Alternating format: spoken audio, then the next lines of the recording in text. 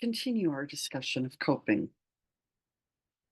We talked about uh, proactive coping. We talked about appraisals. We also want to think about what kinds of resources we have. What kind of social support do we have?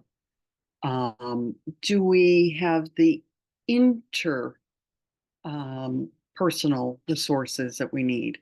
Do we have this sense of self-efficacy? Do we have a spirituality that supports us? Do our values, goals, and behaviors fit together? Do we have a sense of wisdom, sense of humor? Are we able to think critically? And these can make a significant difference in terms of coping. Um, in terms of cognitive behavioral stress management, we want to challenge our thoughts. We want to be able to cope well, relate well to others, and relax.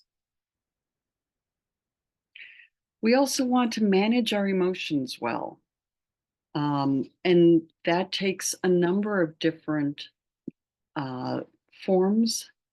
Sometimes it just means pausing,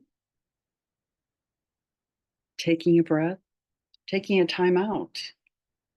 Sometimes it means staying present in a situation rather than engaging in flight. Using our breath in a way that supports us rather than causes us to feel more anxious. Challenge our emotional reactions in skillful ways. So we may find ourselves getting angry and realize that our anger may not be all that productive. And what can we do instead? We may find flow. We may find ways to relieve the muscle tension in our bodies. So maybe using a body scan, or maybe we engage in yoga. All of these things can help us to manage our emotions effectively.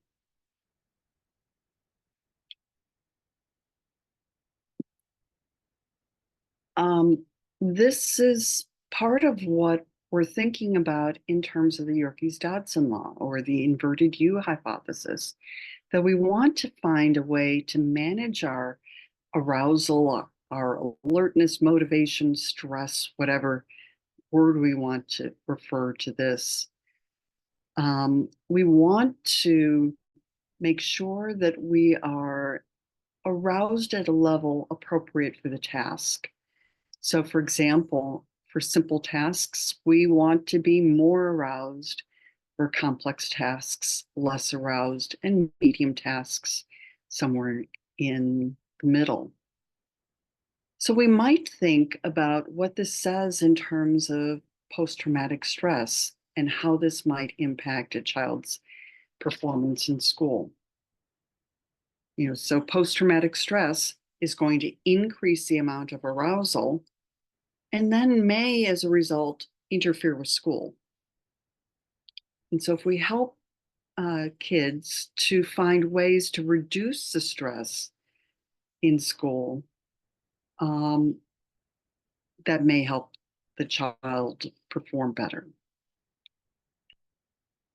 Bessel van der Kolk talks about yoga and other body work as a way of handling trauma and without having trauma run all over us. I'll post the link for this video on D2L. So when we're talking about coping here, in this last piece, we've been focusing on emotion-focused strategies. Things like meditation, exercise, systematic relaxation. And there are a lot of things that can be very helpful that don't really actively solve the problem or change the way that we see it. We need to be thinking about when is it appropriate to do to do particular kinds of coping or to use those. So I'm just going to quickly talk about Solberg et al.'s research. What they found following ACEs is a pretty strong relationship with more ACEs and also more disengaged and avoidant coping. So stronger lines talk about the strength of the relationship.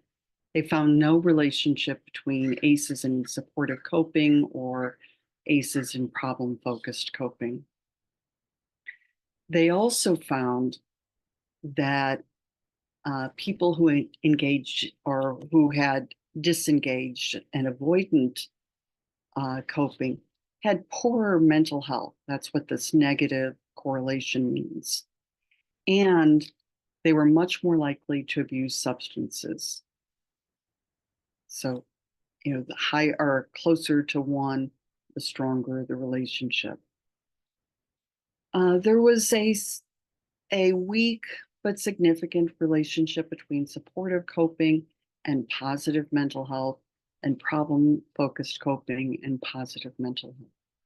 So these are things that we should be thinking about as we're working with people. How can we help them to not engage in avoidant coping, but in more or use more positive strategies?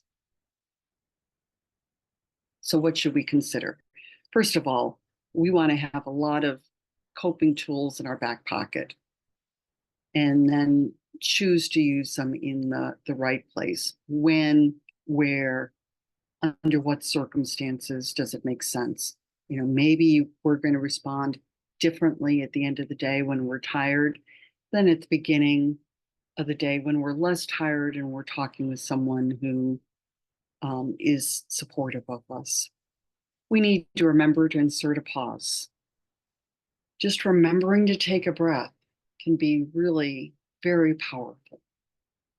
We want to be considering both the short-term and long-term consequences of what we do, and both the direct effects and the indirect effects, but work within your values. My values are somewhat different than yours. And so think about, what is it that you value? What's important to you? What provides you a sense of meaning and purpose in your life?